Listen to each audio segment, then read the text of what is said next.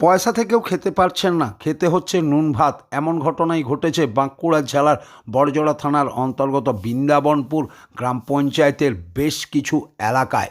বিগত কয়েক মাস ধরে টানা বৃষ্টির ফলেই জলমগ্ন হয়ে পড়েছে বিভিন্ন এলাকা।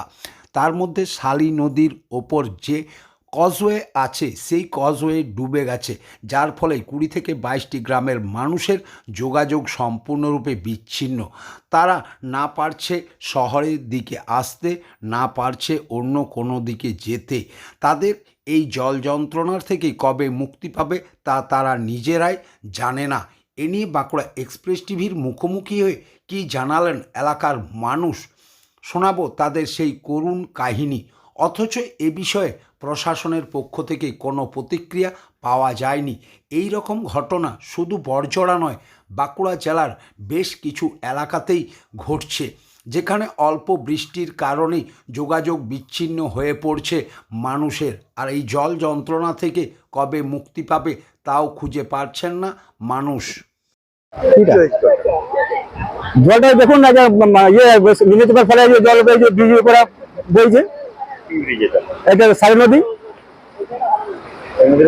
হ্যাঁ, শালী এটা এটা ভোরডাঙ্গা ধরুন, এটা এটা ব্রিজ নয়, এটা এটা ব্রিজ কি আছে, উপরে জল যেত, হাই ব্রিজ দিতে হতো, তাই তো ধরুন জল তো নিম্নে জল যেত। এটা কয়েকটা মানে পোল গেঁথে পরে যাতায়াতের জন্য ঢালাই দিয়ে করা হয়েছে এটা। এরকম বৃষ্টি হলে জল, হ্যাঁ হ্যাঁ, এরকম বৃষ্টি হলে জল পড়ে। গ্রামের মানুষজন কি করে? তখন গ্রামে কি সব লোকজন যেতে পারে না।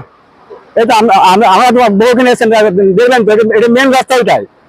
এটা যদি আপনার বড়জোড়া দুর্গাপুর পর্যন্ত যাওয়া যায় এই রোডটাতে, তো সব পারাপার বন্ধ। লোকজন এসছে, প্রশাসনের লোকজন ভলেন্টিয়ার দিকে পাঠিয়েছে, সেই ভলেন্টিয়ার। হ্যাঁ, খাবার টাবার নিয়ে না না না, ওইসব আমাদের এখন কেউ যেতে পারছে না, এখন পারাপারিক তো করতে পারছে না, তো কি করে গ্রামে যাবে? কি চাইছেন? আমরা চাইছি যারা বিশেষ এই যে আমাদের এই যে ভাষা হাইব্রিজ হয়, হাইব্রিজ হলে পরে আমাদের 18 কোটি গ্রামের পক্ষে খুব সুবিধা হবে।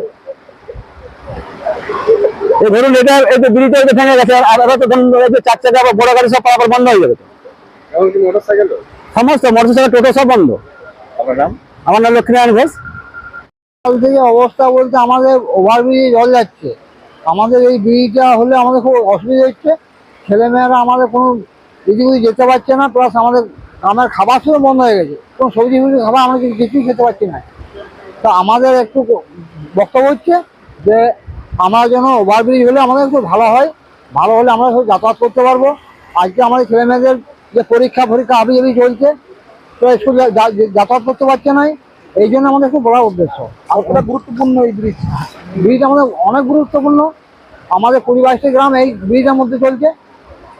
তা ধরুন যে 20-22টি গ্রাম আমাদের চলছে, এই গ্রামটা আমাদের কত অসুবিধা হচ্ছে।